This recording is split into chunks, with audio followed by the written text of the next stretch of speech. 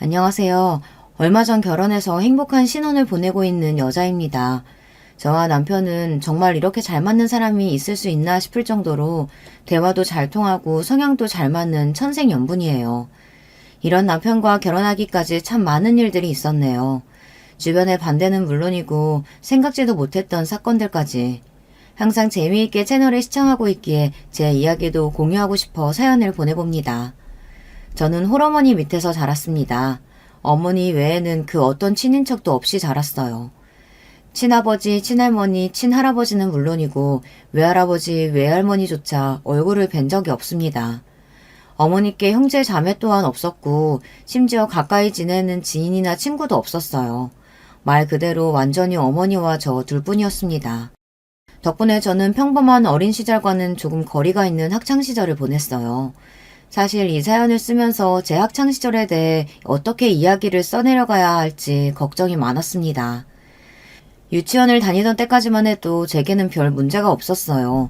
유치원에는 맞벌이 가정인 친구들이 많았고 저뿐만 아니라 많은 아이들이 정규 수업 시간이 끝난 후에도 유치원에서 시간을 보내다 퇴근 후 느지막이 본인들을 찾으러 온 부모님 손에 이끌려 집에 돌아가고는 했습니다. 저희 어머니께서는 항상 일을 하시느라 바빴어요. 어머니께서는 미용 일을 하셨습니다. 자세히는 알 수 없었지만 항상 커다란 메이크업 박스 같은 것을 들고 이리저리 출장을 다니셨어요. 어느 날은 새벽에 나가기도 하셨고 어느 날은 늦은 오후까지 잠을 주무시다 밤늦게 일을 나가기도 하셨습니다. 그렇지 않아도 혼자서 생계를 책임져야 하니 일거리를 자주 받아오셨는데 출근과 퇴근 시간이 일정치 않으니 주말에도 집을 비우는 일이 많으셨어요. 어느 날은 밤 10시까지 저를 찾으러 오지 않으셔서 유치원 선생님이 저를 집 앞까지 데려다 주신 적도 있었어요. 집 앞까지 데려오기는 했는데 애는 열쇠가 없다 그러지 이웃집들도 다들 나 몰라라 벨을 눌러도 나오질 않지. 어머니는 전화기에 불이 나게 전화를 해도 연락이 안 되지. 저를 데리고 본인 집으로 가야 하나 고민하던 와중에 제 가방 주머니 속에 있던 열쇠를 발견해 겨우겨우 저를 집에 들여다 놓고 돌아가셨습니다. 어머니께서는 새벽이 다 된 시간에서야 돌아오셨고 집에 돌아와서는 저를 안고 엉엉 우셨습니다. 그날 어머니께서 무슨 일을 겪으셨는지 알 수는 없었지만 몹시 힘든 하루였던 것만은 분명했어요. 그날 이후로 선생님께서는 어머니께 사정이 어려우신 건 이해하겠지만 다시 한 번만 이런 일이 벌어지면 더 이상 유치원에서 저를 돌봐주기 어려울 거라고 말했습니다. 그날도 저를 가장 늦게 데리러 오신 어머니께서는 연신 고개를 숙이시며 정말 죄송하다며 사과를 하셨어요. 솔직히 말하자면 어린 시절에 저는 어머니께서 저를 별로 사랑하지 않으신다고 생각했습니다. 어머니께서는 언제나 저보다는 일이 먼저였고 제게 별 관심이 없어 보이셨어요. 어른이 된 지금에 와서야 여자 혼자의 몸으로 이리저리 부딪히며 아이를 키워내기가 녹록지 않았겠구나 어느 정도 이해가 되지만 그래도 어린 제게 어머니께서 상당히 무심하셨다는 점은 변하지 않습니다. 유치원을 졸업하고 저는 학교에 입학하게 되었습니다.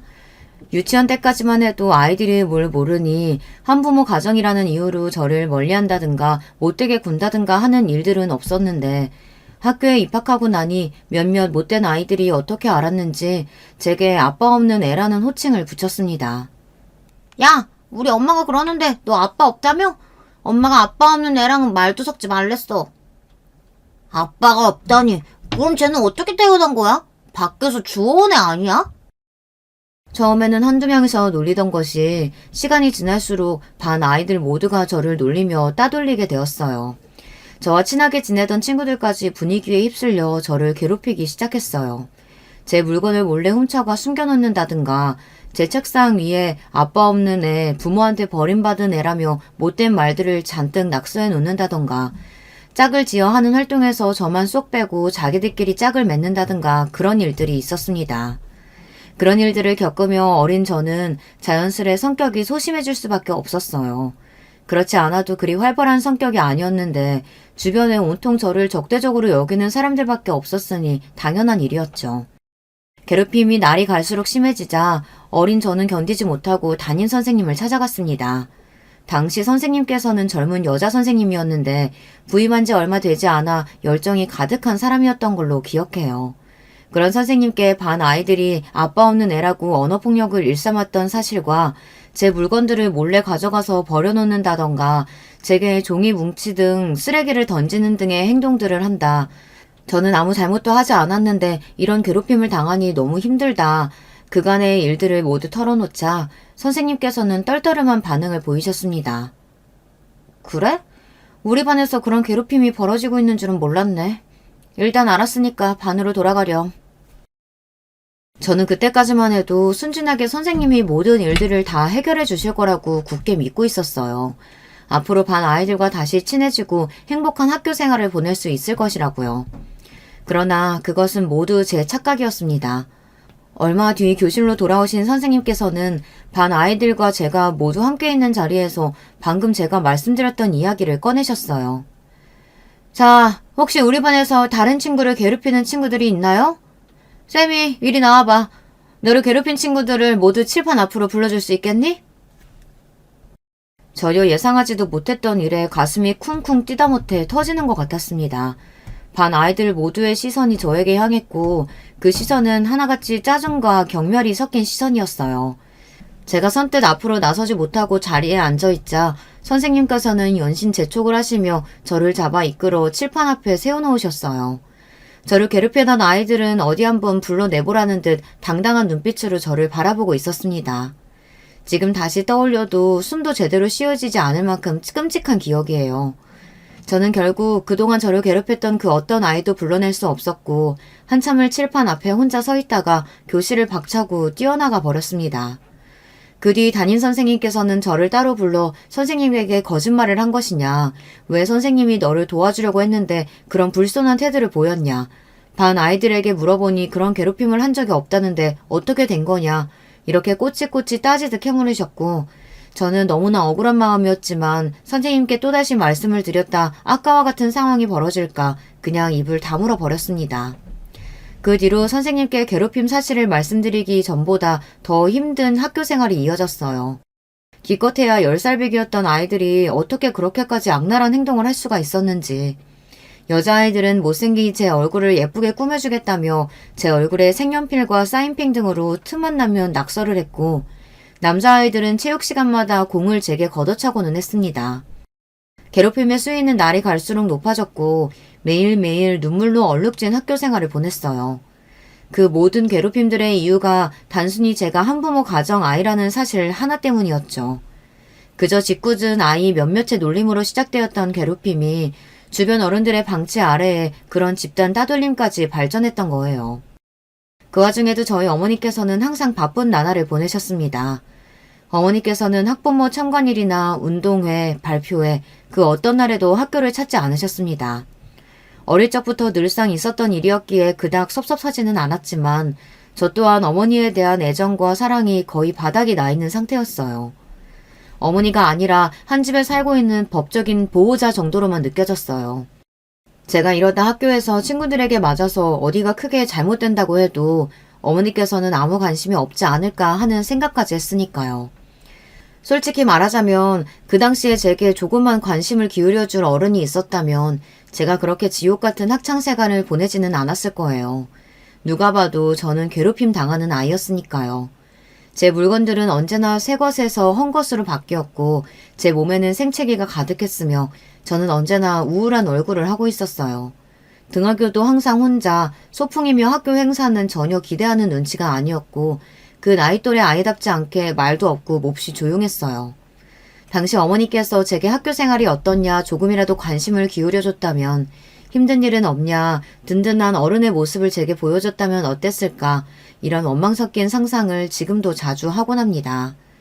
중학교에 입학한 후로는 더더욱 암담한 생활이 제 앞에 펼쳐졌거든요. 솔직히 그 당시의 이야기를 이 글에 적는 것이 참 많이 망설여집니다. 오랜 시간이 지났지만 제게는 아직도 큰 상처로 남아있는 이야기이고 그 아이들의 얼굴을 떠올리기만 해도 손이 덜덜 떨릴 정도로 트라우마가 큽니다. 혹여나 이 사연을 듣고 저를 알아보는 사람이 있을지 걱정이 되기도 하고요. 그렇지만 저는 지금껏 그 당시의 저를 돌아보고 이런 억울하고 고통스러운 마음을 보듬어준 적이 없었던 것 같아요. 떠올리는 것만으로도 몹시 힘들고 타인에게 제 치부를 드러내는 심정이라 사연을 쓰다 말다 스스로도 고민이 많았습니다. 그렇지만 이런 기회가 아니라면 앞으로 평생 그 누구에게도 얼굴을 마주하고 이야기를 털어놓을 수 없을 것 같아요. 익명으로 보내는 사연이기에 조금 더 용기를 낼 수 있는 것 같습니다. 어린 저는 중학교에 입학하기만 하면 이전과는 다른 생활이 시작될 거라고 생각했습니다. 저를 괴롭히던 아이들과는 모두 안녕이고 새로운 곳, 새로운 친구들과 새로운 시작을 할 수 있을 거라는 착각을 했습니다. 중학교에 입학하고 저는 크게 절망하게 되었어요. 오래전부터 저를 괴롭혀오던 아이들이 반에 하나둘 섞여 있었고 그 아이들이 소문을 내고 다닌 덕분에 저는 중학교에서도 친구 하나 제대로 사귀어보지 못한 채 따돌림의 대상이 되었습니다. 너무 억울하고 분한 마음이었어요. 도대체 내가 뭘 잘못했다고, 내가 그저 아빠 없는 애라서, 그 사실이 저 아이들에게 어떤 피해를 줬는데 내가 왜 이런 꼴을 당해야 하는 건가. 잠깐이나마 가졌던 희망이 산산조각 나자 더욱 큰 절망이 저를 찾아왔습니다. 중학교 시절 제가 당했던 괴롭힘을 여기에 전부 다 적을 수는 없을 것 같아요. 하나부터 열까지 정말 큰 상처로 남은 것들 뿐입니다.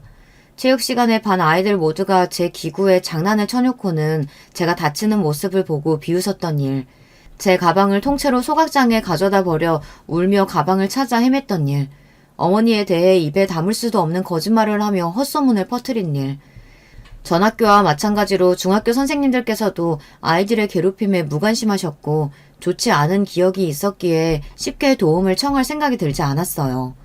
지금과 달리 인터넷도 발달하지 않았고 학교 폭력에 대한 인식이 그닥 심각하지 않았던 때라 교내의 신고 시스템 같은 것도 제대로 준비되어 있지 않았습니다. 당연히 어머니께서도 제게 무관심하시기는 마찬가지셨어요. 그쯤부터는 저 또한 어머니를 가족이라고 생각하지 않았기에 먼저 말을 거는 일이 없었습니다. 제게 어머니는 그저 같이 사는 아줌마 정도의 존재였어요. 어머니 덕분에 입고 먹고 자는 데에는 문제가 없었지만 그저 그뿐이었습니다. 당시에 저는 매일같이 죽고 싶다는 생각만 하며 살았거든요. 게다가 나이가 들수록 어머니가 원망스러운 마음이 커져만 갔습니다. 제가 학교 아이들에게 괴롭힘을 당하게 된 이유는 전부 어머니 탓이었으니까요. 제가 멀쩡히 아버지가 계시는 평범한 가정에서 태어나 자랐다면 이런 삶 따위는 살지 않아도 됐을 텐데 왜 어머니는 나를 낳아서 이런 환경에 방치하고 계신 걸까? 내가 어느 날 죽어버리면 안타까워 하시기는 하실까? 저를 괴롭히는 아이들도 몹시 원망스러웠지만 그 누구보다도 원망스러웠던 것이 바로 어머니였던 것 같아요. 어머니께서는 항상 새벽에 나가 밤 늦게 돌아오셨고 매일 피곤해 보이셨어요. 그나마 주말에는 얼굴을 마주할 기회가 있었지만 저와 어머니의 식탁에는 언제나 정막만이 흘렀습니다. 이쯤까지 사연을 들으신 분들은 조금 답답한 마음이 들기도 하시겠죠. 그렇게 힘든 상황에 처해 있으면 왜 어머니께 그 사실을 말씀드리지 않았나 싶으실 거예요. 아무리 어머니가 제게 무관심해 보이고 바빠 보였다 하더라도 그래도 어머니인데 분명 제가 괴롭힘 당하는 사실을 아셨다면 도움을 주셨을 거라고요. 네, 저도 그렇게 생각했습니다. 그래서 중학교에 입학한 지 얼마 지나지 않아 어머니께 어렵사리 이야기를 꺼냈어요. 학교 아이들이 나를 괴롭힌다. 내 물건을 빼앗아가기도 하고 날 때리기도 하고 모두가 보는 앞에서 내게 굴욕을 주기도 하고 인격 모독적인 언행을 한다. 더 이상 버티기가 어렵고 학교 그만두고 싶다. 그렇게 눈물을 터뜨리며 간신히 쏟아낸 제 말에 돌아온 어머니의 대답은 단 한마디였습니다. 안 돼. 아무리 힘들어도 학교는 졸업해야지. 네가 뭘 잘못한 거 아냐? 애들이 이유도 없이 널 괴롭힐 리가 없잖아. 애들하고 잘 지내보려고 노력은 해봤어? 선생님한테 말씀은 드렸고? 그렇게 냉정한 말투로 저를 제대로 쳐다보시지도 않으시며 말씀하시던 어머니의 모습이 아직도 생생히 기억나요. 저는 그 말에 한마디 대답도 제대로 하지 못하고 그대로 몸을 일으켜 방 안으로 들어가 버렸습니다. 그래도 이 세상에서 유일하게 내 편이라고 생각했던 사람에게 배신당한 기분이었어요. 그동안 애써 어머니께서 바쁘셔서 그런 거겠지. 정말 나를 사랑하지 않는 건 아니겠지. 내가 이런 상황에 처해 있다는 걸 알면 누구보다도 화를 내시고 나를 위해 뭔가를 해주시겠지. 그렇게 막연하게 믿었던 마지막 희망의 끈이 단칼에 잘리는 기분이었습니다. 그렇게 밤새 방 안에서 숨죽여 울었어요. 그날 이후로 어머니께 제 학교 생활에 관련된 이야기는 물론 먼저 말을 꺼내지 않게 되었습니다. 어머니 또한 제게 다시 그 이야기에 대해 되묻지 않으셨어요. 이제 와서 돌이켜보면 어머니께서도 그 당시 타인을 돌봐주실 만한 상황이 아니었던 것 같아요. 어머니께서도 정신적으로 많이 지치시고 아픈 시기였거든요. 그렇지만 다시 생각해도 그런 모든 것들은 면죄부가 될 수 없다고 생각합니다. 어찌되었든 한 아이의 부모라면 제대로 해내야 할 역할이 있는 것이니까요. 아무리 본인이 힘들고 지치는 상황이었다고 한들 다 큰 성인과 어린아이가 겪는 세상은 다른 법이잖아요. 그렇게 저는 고통만 가득했던 중학교를 졸업했습니다. 정말 운이 좋았던 것은 그 당시에 어머니의 일 때문에 이사를 가게 되었다는 것입니다. 그것도 꽤 먼 지역으로요. 보통 아이들은 익숙한 곳을 떠나는 일을 싫어하겠지만 제게는 정말 너무나 다행인 소식이었어요. 저를 괴롭히던 사람들을 떠나 저를 모르는 완전히 새로운 곳에서 새 출발을 할 수 있게 되었으니까요. 새로 이사가게 된 집은 전에 살던 집보다 조금 더 좁고 열악한 환경이었지만 저는 아무 상관이 없었습니다. 그저 빨리 새로운 학교에 들어가 남들과 같은 학교 생활을 할 수 있기를 바랄 뿐이었죠. 그렇게 입학식 날이 되었고 당연하게도 어머니께서는 제 고등학교 입학식에 참석하지 않으셨습니다. 사실 초등학교, 중학교 입학식은 몰라도 고등학교쯤 되면 학교 행사에 참석하지 않으시는 부모님들이 많이 계시잖아요. 아이들이 다 컸다고 생각하니까요. 때문에 부모님이 입학식에 오시지 않은 아이는 저뿐만이 아니었고 저는 그런 사소한 점에서도 소속감을 느꼈어요. 사실 새로운 학교 생활이 마음처럼 쉽게 풀려가지는 않았습니다. 어린 시절부터 쭉 또래 아이들에게 괴롭힘을 받아왔었기에 타인에게 다가가는 일이 너무나 어렵게 느껴지더라고요. 그러지 않으려고 노력했지만 피해의식과 열등감으로 꽁꽁 뭉쳐있는 상태였고요. 그런 저에게 먼저 다가와줬던 친구가 있었습니다. 첫날 옆자리에 앉았던 단발머리의 여자아이였어요. 저는 그 아이에게 먼저 말을 걸까 말까 속으로 수십 번을 고민했지만 차마 먼저 말을 걸 수가 없었어요. 갑자기 말을 걸면 이상한 아이라고 생각하지 않을까, 내가 전에 다니던 학교에서 괴롭힘을 받았다는 사실을 눈치채지 않을까, 말도 안 되는 상상을 하면서요. 담임 선생님의 인사가 끝나고 쉬는 시간이 되었고 다른 친구들은 벌써 서로 인사를 나누고 가까운 사이가 된 것처럼 보였어요. 이렇게 또 새로운 곳에서도 친구 사귀는 것에 실패하고 혼자 지내게 되는 걸까 싶던 차에 그 아이가 제게 먼저 말을 걸어주었습니다. 안녕? 못 보던 얼굴인데 이사 왔어? 난 송화중학교 나왔어. 지극히 평범한 대화였지만 저는 그런 대화를 타인과 나눠보는 게 참 오랜만이었어요. 순간 당황스러운 마음에 어버버거리며 대답을 제대로 하지 못했고 친구는 그런 제 모습이 우스웠는지 까르르 웃음을 터뜨리더라고요. 그 모습에 긴장이 풀려 자연스레 제 소개를 할 수 있었어요. 저는 그날 이후 그 친구와 붙어 다니기 시작했습니다. 상상 속에서만 가질 수 있었던 단짝 친구가 생긴 거예요. 게다가 다른 반 친구들도 저를 아무런 편견 없이 대해주었고요.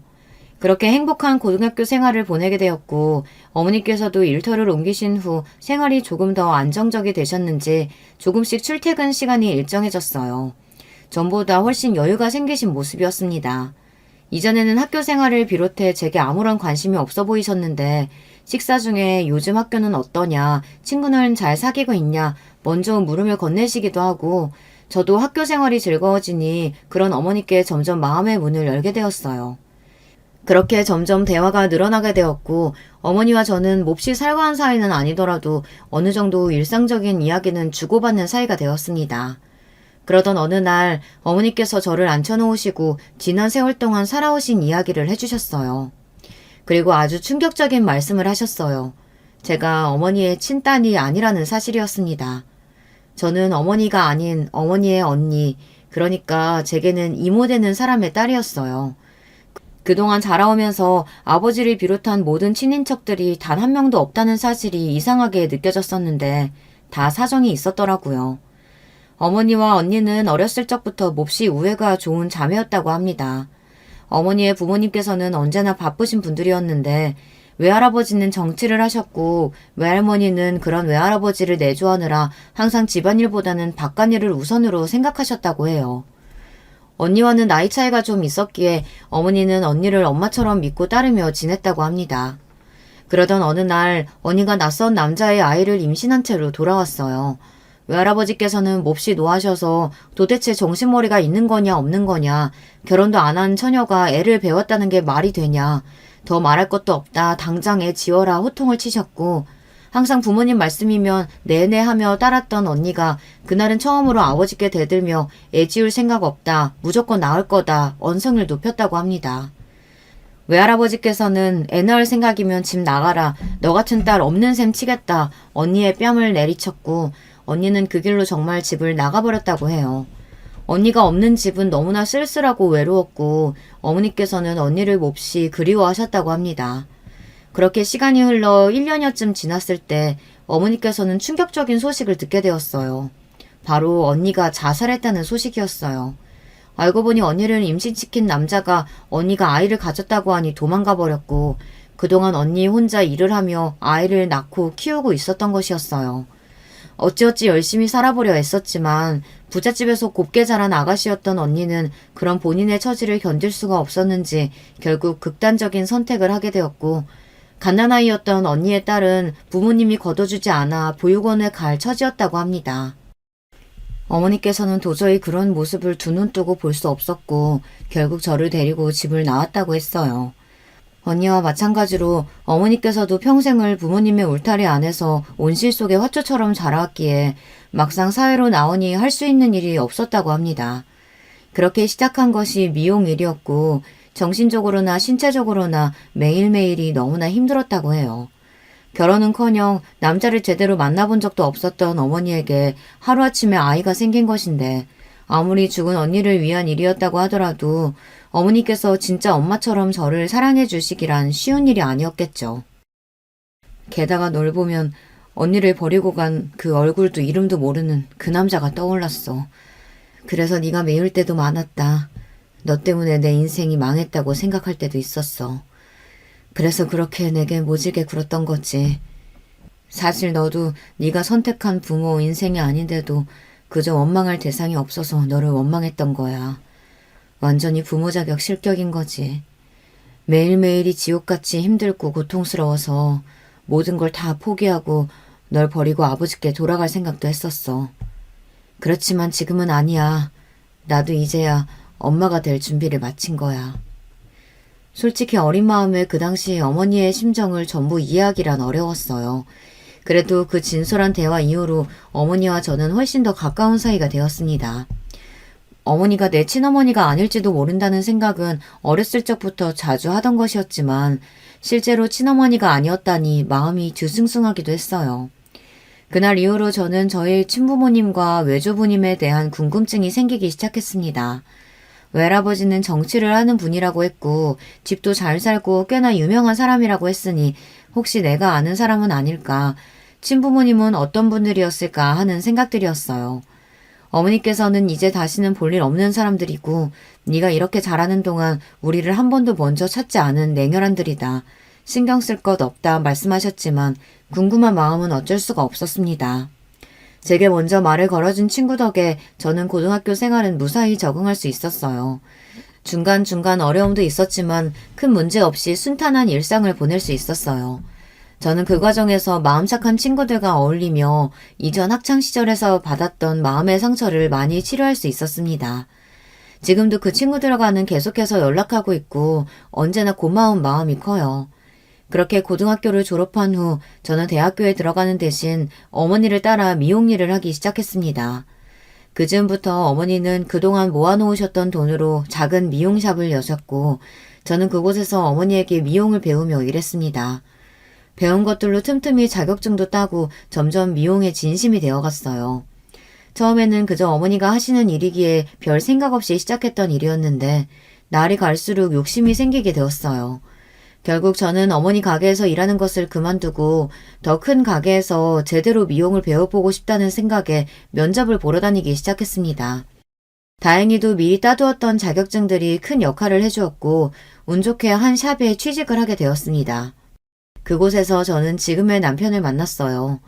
별 볼 일 없는 조건의 여자였던 저와 달리 남편은 샵 여러 개를 운영하고 있는 소위 말하는 금수저였습니다. 처음 저는 남편을 그저 나와 사는 세계가 다른 사람이라고만 생각했어요. 제가 잘 보여야 할 사장님, 그 이상 그 이하도 아니었습니다. 전혀 이성적인 호감도 없었고 그건 제 남편도 마찬가지였어요. 남편은 처음엔 그저 제가 좀 신경 쓰이는 정도였다고 했습니다. 새로운 직원인데 어려운 형편에 열심히 사는 것 같았고 뭐든 나서서 하려고 하지만 덤벙덤벙대며 실수도 많이 하고 소심한 성격 덕에 직원들과 쉽게 어울리지도 못하는 모습이 이상하게 자꾸 신경이 쓰였다고 하더라고요. 어딘가 짠한 동생같이 느껴졌기에 자기도 모르게 하나둘씩 챙겨주고 대화를 나누다 보니 점점 마음이 생기게 되었고 결국 남편은 저에게 먼저 고백을 해왔습니다. 저는 부담스러운 마음에 남편의 고백을 거절했어요.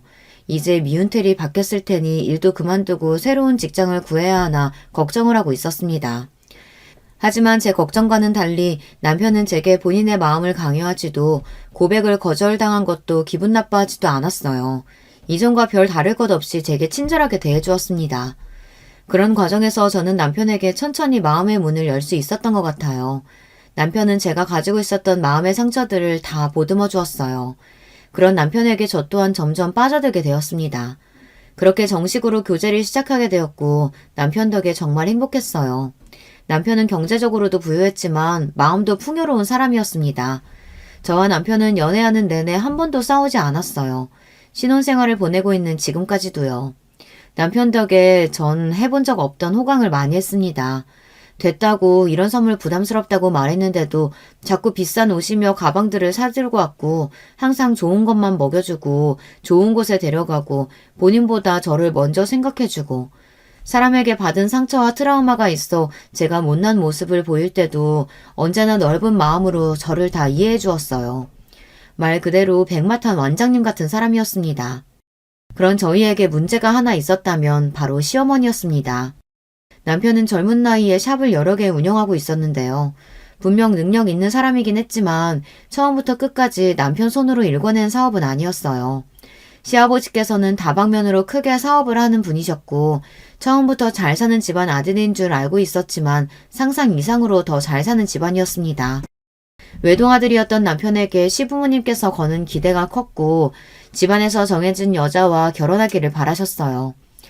저와 만나는 사이며 결혼하고 싶다는 말씀을 처음 드렸을 때 정말 크게 싸웠다고 했습니다. 그 얘기를 전해 듣고 나니 저희 친어머니가 생각나기도 했어요. 잘 사는 집안 자식이라고 다 좋은 건 아니구나. 본인 인생을 본인이 결정하지 못하는 경우가 많겠구나 하고요. 솔직히 저는 시댁 식구들의 반대 앞에 당당해질 수가 없었습니다.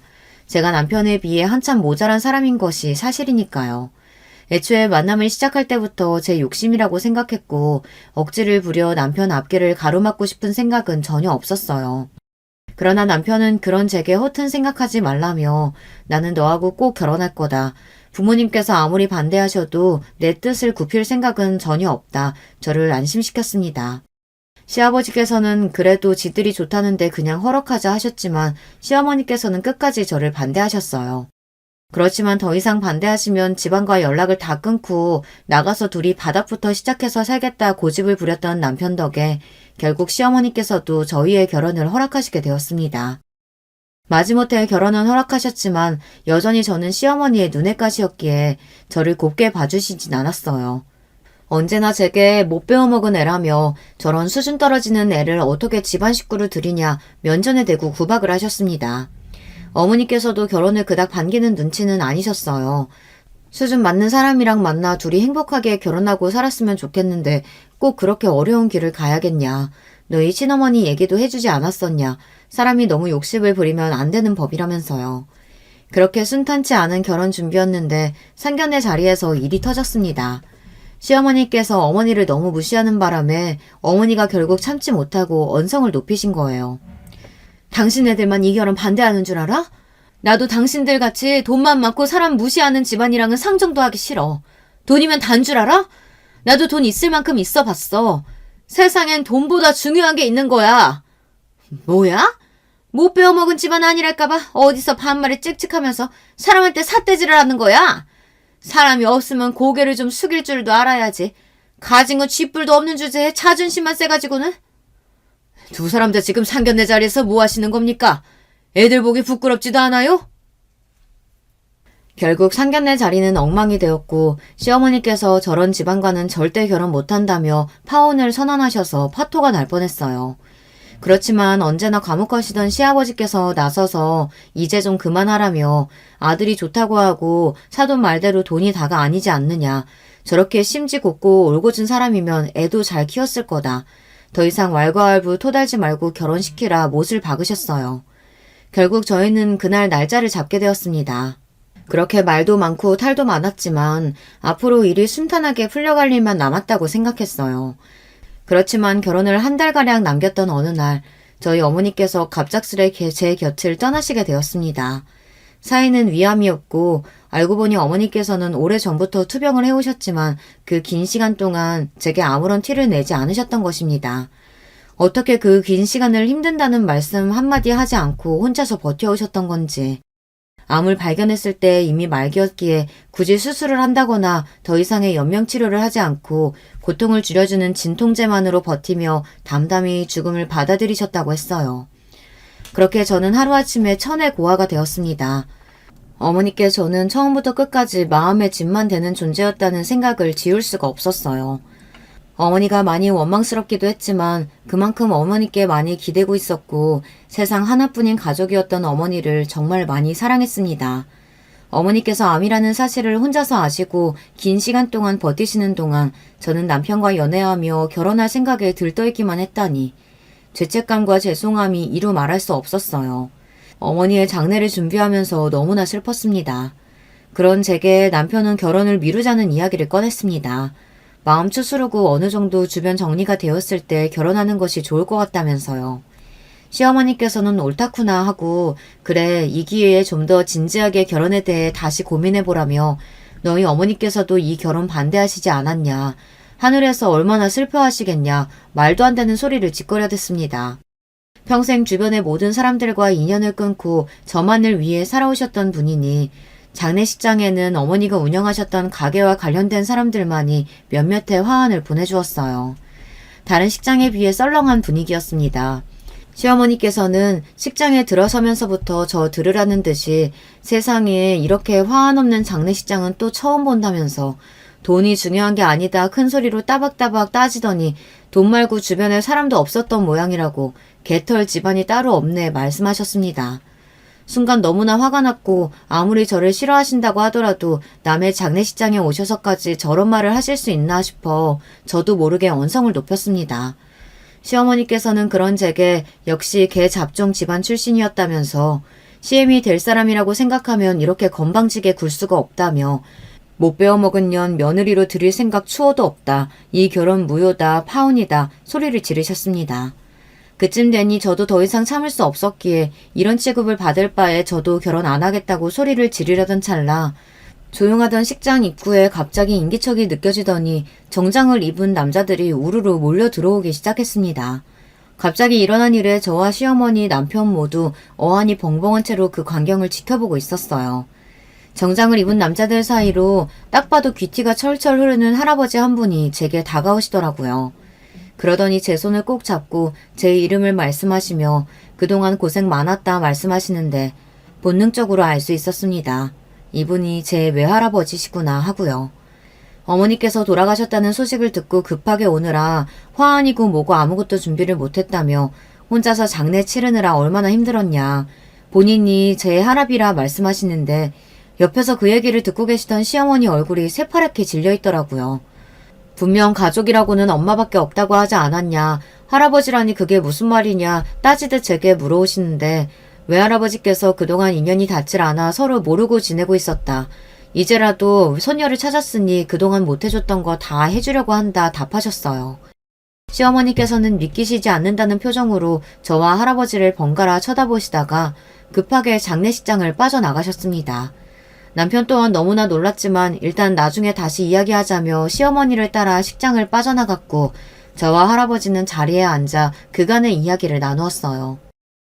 외할아버지께서는 어머니가 돌아가시기 얼마 전 본인을 찾아왔다 말씀하셨어요. 그동안 왜 나와 언니 아이를 찾지 않았냐 물어오는 어머니께 뭐라 대답할 말이 없다고 하시더라고요. 어머니가 저를 데리고 집을 나간 후 외할아버지께서는 괘씸한 마음이 크셨다고 합니다. 딸이라고 둘 있는 거 정성 들여 키워놨더니 부모 마음도 모르고 차례대로 집을 나가기나 하고 먼저 다시 돌아와 제발 받아달라 사정하지 않으면 절대 받아줄 생각이 없었다고 해요. 본인의 처지를 비관해 극단적인 선택을 했던 제 친어머니처럼 어머니 또한 얼마 버티지 못하고 다시 꼬리를 내리고 집으로 돌아올 거라고 생각하셨다고 합니다. 그러나 1년, 2년 시간이 지나고 10년이라는 긴 세월이 지날 동안 어머니께서는 돌아오기는커녕 연락 한 통이 없었고 그쯤 되니 놓여왔던 마음은 많이 잊혀지고 어머니와 제가 걱정이 되셨다고 하더라고요. 그치만 그놈의 자존심이 뭐라고 먼저 연락할 생각은 들지 않았다. 그저 어디서 어떻게 살고 있는지 조사해보니 생전 몸쓰는 일이라고는 해본 적도 없던 애가 미용실에서 일을 하고 있다고 하더구나.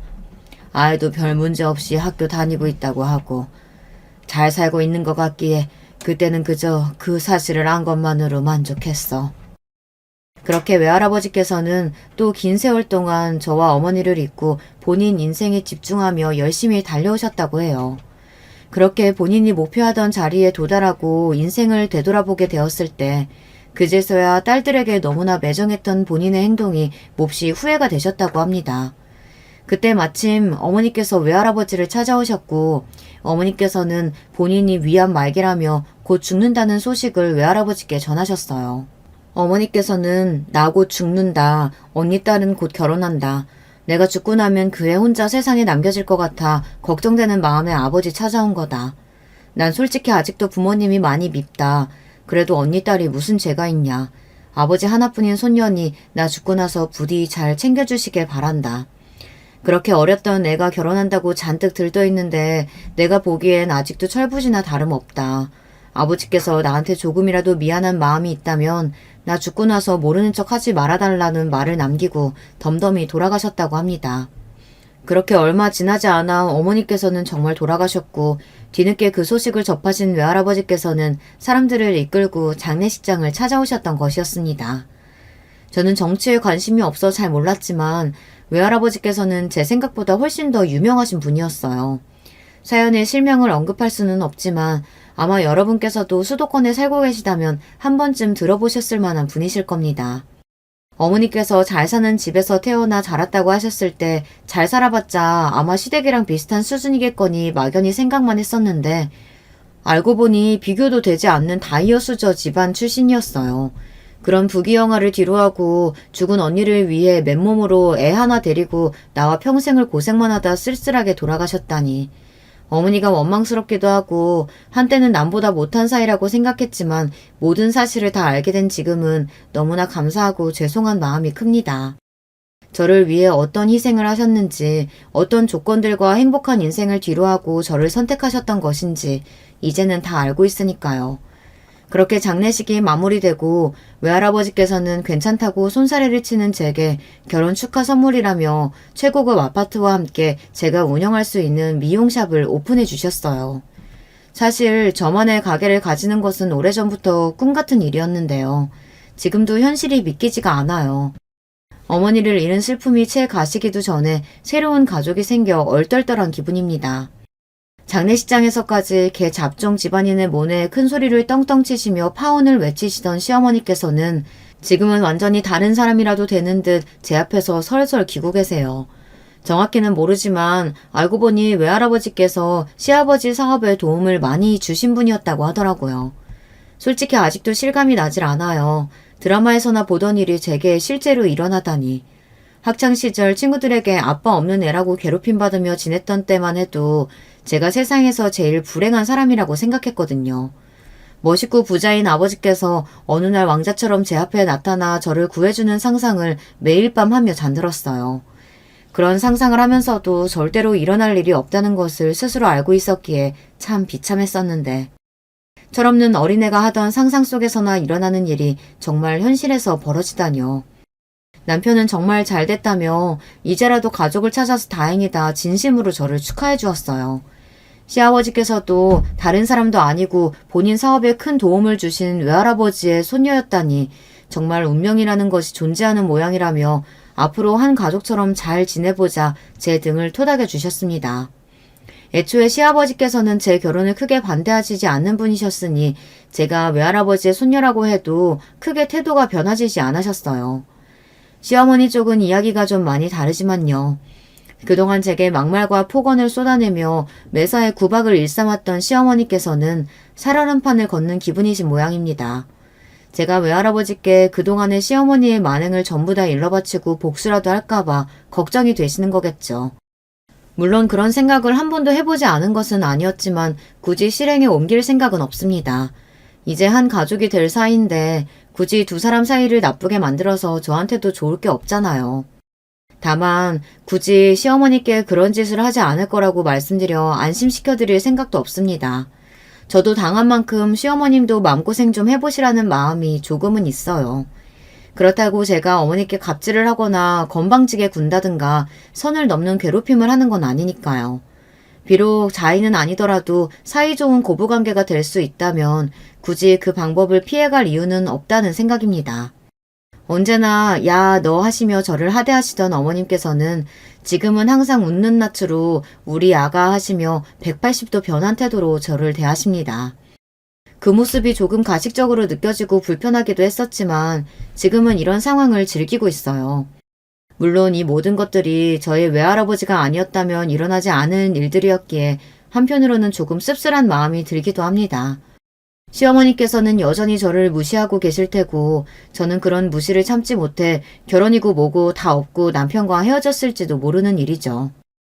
그럼 저는 남편도 잃고 어머니도 잃고 세상에 혼자가 되어 아주 쓸쓸한 인생을 살아갔을 테고요. 하지만 저는 지금의 행복이 어린 시절부터 갖은 고생을 해왔던 제 힘든 시간에 대한 보상이라고 생각해요. 어머니 그리고 친어머니 두 분이 제게 남겨주고 가신 유산과도 같은 것들이라고 느껴집니다. 그렇게 세상 잘난 척 하시던 시어머니께서 제 눈치를 살살 보시는 모습을 보면 속이 시원하기도 해요. 그동안 당해온 것이 있으니 이 정도 복수는 귀여운 수준으로 봐줄 수 있는 거 아닌가요? 남편도 그동안 시어머니께서 도가 지나쳤다며 상황이 이렇게 되어 오히려 본인은 마음이 편하다고 합니다. 둘 사이에 끼어서 눈치 볼 필요도 없고 겉으로나마 사이가 좋아졌으니 결과적으로는 잘 될 일 아니냐면서요. 무엇보다도 남편은 제가 가족을 찾게 되어서 너무나 기쁜 마음이라고 했어요. 남편은 언제나 저를 진심으로 위해주고 아껴주고 사랑해주는 사람이거든요. 앞으로 평생 저 또한 남편에게 그 마음에 보답하며 살고 싶습니다. 어찌되었든 지금은 몇십 년 만에 만난 조부모님과 제 평생의 반려자에게 집중하며 조금 편한 마음으로 지내고 싶어요. 그저 아무 생각 없이 남편과 행복한 신혼생활을 즐기고 싶은 마음이랄까요. 과거의 상처, 마음의 짐, 시어머니와의 갈등 이런 것들을 모두 다 제쳐두고서요. 앞으로의 일은 앞으로의 제가 알아서 잘 헤쳐나가리라 믿습니다. 지금까지 해왔던 것처럼 말이에요. 제가 생각해도 참 기가 막히고 믿기지 않는 이야기입니다. 요즘도 제가 꿈을 꾸고 있는 게 아닌가 문득문득 현실을 자각하고는 해요. 이렇게 멀쩡한 정신으로 사연까지 써내려가고 있으니 현실은 현실이겠죠. 아침에 일어나 남편과 굿모닝 인사를 하고 간단하게 밥을 차려 먹고 외할아버지께서 차려주신 제 샵에 출근해 원하던 미용 일을 마음껏 하고 행복한 시간을 보내다 저녁 시간이 되면 퇴근을 합니다. 왜 조부모님과 만나 어머니 그리고 친어머니에 대한 이야기를 하기도 하고 지난 세월 동안 나누지 못했던 대화를 나누며 즐거운 저녁 시간을 보내요. 시어머니께서는 제가 불편해할까봐 연락을 먼저 하지도 않으신다고 하는데 아무래도 저와 얼굴을 마주하기가 껄끄러우신 모양이에요. 제 쪽에서야 저랑 남편에게 참견도 하지 않으시고 매사에 우리 아가 하시며 듣기 좋은 말씀만 해주시니 불편할 것은 없는 일입니다. 남편 또한 이런 상황에 만족하고 있는 것처럼 보이고요. 마음 같아서는 시어머니께 당한 구박과 무시를 되갚아드리고 싶기는 했지만 굳이 똑같은 사람이 되고 싶지는 않습니다. 앞으로 평생을 얼굴을 마주보고 살아야 할 사람인데 긁어부스럼 만드는 기분이기도 하고요. 게다가 본인이 그렇게 무시하던 사람 눈치를 보며 지내고 계시는데 그렇게 자존심 세고 본인 집안에 대한 자부심이 하늘을 찌르던 분께서 그 사실만으로도 얼마나 속이 불편하시겠어요. 그렇게 생각하면 이미 충분한 복수를 하고 있는 것 같기도 합니다. 이야기를 어떻게 마무리해야 할지 모르겠어요. 앞서 여러 번 말했듯이 요즘 제가 정말 꿈속에서 살고 있는 것만 같아요. 물론 돌아가신 어머니와 친어머니를 생각하면 마음이 무거워지기는 하지만 하늘에 계신 두 분께서도 제가 두 분에 대한 죄책감으로 슬픈 인생을 살기를 원하시지는 않을 거라고 생각합니다. 저를 위해 인생을 바치신 두 분과 지금 제 곁에 있는 가족들을 위해서라도 고통으로 가득 찬 과거를 돌아보며 후회 많은 인생을 살기보다는 마음의 상처를 보듬고 앞으로 나아가는 인생을 살고 싶어요. 남들은 멋있게 글을 마무리하던데 저는 마지막 부분에서 한참을 써내려가지 못하고 망설이고만 있네요. 거창한 인생의 가치관이나 교훈 같은 걸 남기기에는 제 스스로 아직 부족한 사람이라고 느껴져서요. 저도 아직 인생을 다 살아본 것은 아니기에 어떻게 살아라, 어떻게 해라 이런 이야기는 쉽게 남기기가 어렵네요. 다만 확실한 것은 과거에 갇혀있지 않고 언제나 앞을 바라보며 사는 사람이 되고 싶다는 제 다짐입니다. 여기까지 제 이야기 들어주신 모든 분들께 감사드려요. 언제나 행복하고 평안한 일상만이 가득하시길 바라겠습니다. 안녕하세요. 저는 요새 머릿속이 하도 복잡하고 가슴은 꽉 막힌 듯 답답한 상태를 안고서 지내고 있는 여성 애독자입니다. 저라는 사람의 배경을 먼저 설명해보자면 어렸을 적에 아버지를 잃고 홀어머니 아래에서 자랐습니다. 편부모 가정이었죠. 형제는 오빠가 한 명이 있고요. 아버지는 허망하게도 새벽 어두운 시각에 뺑소니 사고를 당하셔서 집에서 불과 100m도 떨어지지 않은 곳에서 돌아가셨습니다. 그때 제가 초등학교 1학년 입학한 지 얼마 안 되었을 때였네요. 친정 엄마는 어린 자식들을 홀로 키우실 생각에 무척 막막해 하셨어요. 친가는 원체 가난한 편이었고 외가도 썩 사정이 좋지 못했는데 각자 가정들을 건사하며 살아가기 바쁘다 보니 저희에게 도움을 줄 만한 집은 없었던 것 같아요. 그때 딱 한 집이 저희에게 손을 내밀었으니 바로 친정엄마의 친언니 되시는 제 큰 이모셨습니다. 경자야, 내가 인맥이 좀 있어서 부동산 개발적으로 정보 가지고 있는 거 너도 내가 일전에 말 흘린 적이 있어서 알고 있지? 언니. 지나가듯 언뜻 들은 말이었지만 기억은 하고 있어. 그런데 그건 왜? 고급 정보라면 언니도 조심스럽고 욕심나는 걸 텐데.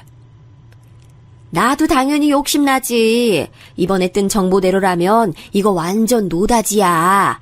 근데 나만 좋게 살자고 할 순 없는 상황이잖아. 너 지금이라면 돈 좀 쥐고 있는 거 있지? 제부 그렇게 되고 나서 제부가 다니던 회사에서 위로금 나온 거 있을 테니까. 그거라면 당연히 아직 있지. 그래서 지금 당장은 먹고 살 걱정이 없는데 앞으로 애들 키우고 살 생각하니까 미래를 보면 그게 막막해서 두려울 만큼 걱정돼.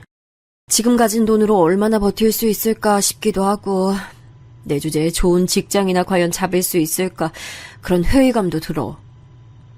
내가 경자 너 그런 생각하고 있을 줄 알았어. 얘 잔말 말고 이 언니만 믿고 그 돈 다 투자해. 이 언니가 내 동생하고 조카들 아주 그냥 돈방석 올려줄 테니까. 정말이야 언니? 나하고는 다르게 언니는 워낙 아는 사람도 많고 활동도 많이 하니까 그건 왠지 다른 세상 사람처럼 느껴질 때도 사실 종종 있었는데 갑자기 이렇게 손 내밀어주고 좋은 기회 주면서 도와줘서 정말 고마워. 물보다 진한 게 피 아니겠어? 가족도 따 뭐 하겠어? 국 끓여 먹을 거야? 이럴 때 가족 찬스 쓰는 거야. 경자야, 너 지금 가지고 있는 전 재산으로 엄청난 부자 한번 돼보자. 친정엄마는 의심의 여지 없이 수중에 돈을 탈탈 털어 큰이모에게 건네줬어요. 그리고 얼마 뒤 큰이모는 소식을 끊었습니다. 큰이모네 식구가 온데간데 없이 증발했어요. 있던 돈을 전부 다 큰이모에게 넘긴 것으로도 모자라서 친정엄마는 빚까지 생겨버렸어요. 큰이모가 그렇게 만들고는 도망가 버렸더라고요. 당시 건강이 안 좋으셨던 외할아버지께서는 큰이모의 천인공노할 행각을 아시고 충격으로 쓰러지신 뒤 그대로 세상을 떠나셨습니다. 외할머니께서도 이후 건강이 급격히 악화되셨고요. 엄청난 일련의 과정을 겪으신 이후 친정엄마는 너무나도 괴로워하셨어요. 자식들만 아니라면 당장이라도 숨을 끊어버리고 싶다는 혼잣말을 하루에도 몇 번씩이나 하실 정도였죠. 저는 친정엄마가 정말로 그런 나쁜 선택을 내릴까봐 무서워서 착하고 말 잘 듣고 집안일 척척 해내는 딸이 되기 위해 애썼습니다. 그리고 이런 저와는 다르게 똑같은 상황을 겪고서 오히려 엇나갔던 인물이 바로 제 친정오빠였어요. 엄마가 천하의 머저리처럼 굴지만 않았어도 우리 집 지금 이렇게 안 살았어. 아버지 돌아가시고 나서 받은 조의금, 위로금 그거 싹 다 날려버렸잖아. 큰 이모 탓하지 마. 그냥 엄마가 멍청한 거야. 멍청해서 당한 건데 그런 주제 누굴 탓해? 오빠, 엄마한테 말 너무 심하게 하는 거 아니야? 엄마라고 그러고 싶어서 그런 것도 아니잖아. 오빠도 알잖아. 근데 왜 말을 그렇게 하고 학교에서 사고만 치고 다녀? 오빠는 뭐가 잘나서 그러고 다니는데? 야, 착한 척 하지 마. 쓸데없이 착한 척만 하면서 천하의 모자린 거. 난 너랑 엄마랑 둘이 엄청 닮았다고 생각하거든? 그러니까 너 앞으로 나한테 말 걸지 마라. 난 너 마음에 안 들어. 사춘기였던 저희 남매는 서로에게 감정의 날을 세웠고 저는 친정오빠의 비행이 꼴불견이라 생각했으므로 적반하장으로 나오는 그 태도가 불쾌해서 아예 절연을 한 수준으로 대화는커녕 눈도 안 마주치고 살기 시작했어요. 큰이모의 사기 행각 이후 생기를 잃어버린 채 간신히 하루하루 연명하며 오로지 자식들만 보며 사는 엄마가 너무 불쌍하게 느껴졌습니다. 그런 엄마의 처지도 알아주지 않고 끊임없이 자잘한 사고만 쳐대는 오빠가 정말 싫었고요. 그런데 엄마는 그런 당신의 아들을 크게 나무라지 않으셨어요. 그저 모든 게 당신의 잘못이겠거니 생각을 하실 따름이었죠. 그럴수록 저는 오빠가 싫어졌고 남매 간의 우애가 완전히 단절된 채로 시간이 흘렀습니다. 돈 잃고 빚까지 졌던 탓에 저희 집은 아주 어렵게 살아오다가 제가 결혼할 때쯤 돼서야 여유로워졌어요. 참고로 오빠가 저보다 먼저 장가를 들었고요. 결혼 상대를 저는 결혼식장에서나 처음 봤습니다. 상견례 자리에도 저는 안 나갔거든요. 그건 오빠 쪽도 마찬가지였어요. 그 정도로 어찌 보면 유치하다 할 수 있을 만큼 저희 남매는 서로에게 벽을 치며 살아왔어요. 모든 것의 시작은 큰이모의 사기 행각에 있었기에 저는 결혼할 상대를 고를 때 성실하고 의문스러운 점이 없으며 금전적인 어려움이 없는 걸 기준으로 삼았죠. 그렇게 만나서 결혼하게 된 남편은 기업 연구직으로 종사를 하고 있었습니다. 감투에 비해 연봉이 아주 높진 않았지만 적어도 고용 불안에 시달릴 일은 없는 직무였고 해외 지사 연구소로 출장을 자주 나가기도 했습니다. 남편에겐 남동생이 한 명 있어요. 시동생은 훨씬 더 작은 중소기업에서 개발 쪽 일을 하고 있었고요. 남편이 직업적으로 훨씬 잘났지만 시동생은 결혼을 잘했어요. 제 동서되는 사람의 직업이 무려 의사였습니다. 동서가 시동생보다 연상이었고 저보다 나이도 많았어요. 하지만 제가 손윗사람이기 때문에 서로에게 존칭을 하는 것으로 처음에 정리를 했죠. 그럼 호칭은 그냥 동서라고 불러도 괜찮은 거 맞죠? 앞으로 잘 부탁해요, 동서. 저도 잘 부탁드릴게요, 형님. 제가 비록 나이는 더 많지만 형님이 결혼 선배고 또 이 집안에 먼저 들어오신 선배이기도 하니까요. 앞으로 제가 많이 배워야겠어요. 그래봤자 제가 꼴랑 1년 더 먼저 결혼한 것뿐인데 아무튼 말씀이나마 그렇게 해주셔서 감사해요. 내과 의사라고 하시길래 저는 지레 겁부터 먹고 긴장하고 있었지 뭐예요. 사람들이 보통 아파서 병원에 간다고 하면 다 내과 가는 건데 그만큼 정말 대단하신 것처럼 느껴지더라고요. 제가 순수한 감탄을 내뱉다가 동서 뒤쪽에 시어머니와 눈이 딱 마주쳤습니다. 그날은 동서가 시댁에 인사를 온 날이었기 때문에 시어머니 또한 함께 계셨던 것이죠. 동서가 보는 앞에서 시어머니께서 저에게 이렇게 말씀을 하시더라고요. 넌 죽었다 깨어나도 못 다다를 경지에 있는 귀한 몸이시니까 대할 때 늘 황송하게 대하고 네가 윗사람이라고 해서 괜히 뻗대고 우스댈 생각은 애초에 하지를 말어. 허울로만 윗사람이지 사실상 네가 우리 작은 애보다 위인 건 하나도 없잖아. 안 그래? 그 순간 제가 대답할 단어도 찾지 못한 채 얼굴이 뜨거워진 채로 입을 꾹 다물고 말았어요. 민망했고 수치스러웠습니다. 굳이 동서가 보는 앞에서 그런 적나라한 말씀을 제게 하셨어야 했는지 원망이 들었네요. 게다가 저는 한 번도 우리 큰애라는 식으로 칭해주신 적 없으시면서 동서에겐 단박에 우리 작은애라고 지칭해주시는 것에 서운한 마음이 밀려왔어요. 의사 며느리인 동서는 쌍수를 들고 환영하며 반기셨으나 그 이전에 들어온 별 볼 일 딱히 없는 며느리인 저는 어머니께서 썩 반기지 않으셨던 전적이 있었습니다. 우선 제가 편부모 가정에서 자란 사람이라는 것부터 마음에 안 들어 하셨고요. 상견례장 때는 코빼기도 안 비추더니 결혼식장에 뚱하게 모습을 드러낸 제 친정 오빠를 보면서 남매가 저렇게 사이가 안 좋은데 부부관계는 과연 좋겠냐고 하시면서 투덜거리셨어요. 그리고 제가 남편하고 처음 만나서 연애를 하게 된 계기가 지인 소개를 통해서였거든요. 그 얘기를 들으시더니 시어머니께서는 펄쩍 뛰셨죠. 뭐야? 지인이 다리를 놔줘서 처음 인연을 맺은 거였다고? 그 지인이 대체 누구야? 내가 당장에 따져 물으러 가야겠어. 어디 눈깔이 삐어서 우리 집 장남을 저딴 거지 같은 여자한테 갖다 대려고 소개를 시켜줬다는 거야. 그 지인이란 놈팡이 사는 데가 어디야? 엄마, 자식 결혼 가지고 장사라도 하시려는 속셈이신 거예요? 아니, 결혼은 제가 하는데 엄마에게 손 벌릴 생각도 없는데 왜 이렇게 난리를 치세요? 엄마, 자꾸 이러시면 제가 당황스럽고 부끄러워요. 남편이 짜증스럽게 지적을 하고 나서야 시어머니께서는 그 입을 마지못해 닫으셨죠. 저는 초장에 그런 시어머니의 모습만 봤었기 때문에 의사 동서를 맞이하시는 그 모습이 너무 낯설고 기가 막혔어요. 제가 1년 가까이 되는 기간 동안 열심히 시어머니께 효도를 한다고 해드렸건만 의사 동서는 단지 존재하는 것만으로도 제가 이룬 1년을 그냥 이겨버리더라고요. 내가 옛날부터 노래를 불렀던 게 바로 의사인 걸 다들 알려나 모르겠네. 오죽했으면 내가 우리 집 장남이 공부에 소질 있다는 거 알았을 때 즉각 전국 팔도 절이란절은 다 돌면서 아들 의사 만들어주세요 이렇게 기도를 올렸을까? 응? 근데 정작 본인이 의사 되는 거에 흥미가 없었으니 말짱 도루묵이었고, 아유, 시간이 흘러서 집안에 의사가 이런 방법으로 생길 줄이야. 아유, 그때 내가 기도하고 다녔던 게 효과가 있었네. 며느리를 의사로 맞다니 이게 꿈이야, 생시야. 아우, 난 몰라. 시어머니께서는 일찍이 의사에 대한 로망이 있으셨나 봐요. 동서 직업만으로도 흐뭇해서 어쩔 줄 몰라 하셨죠. 시어머니께서 자꾸 비행기 태워주시며 온갖 호들갑을 떠시니까 시간이 지날수록 동서도 제 앞에서 점차 의기양양해 보이는 얼굴을 하더라고요. 분명 처음엔 그런 인상이 아니었는데 점점 제 앞에서 우쭐거리는 표정을 짓는 것에 기분이 참 미묘했습니다.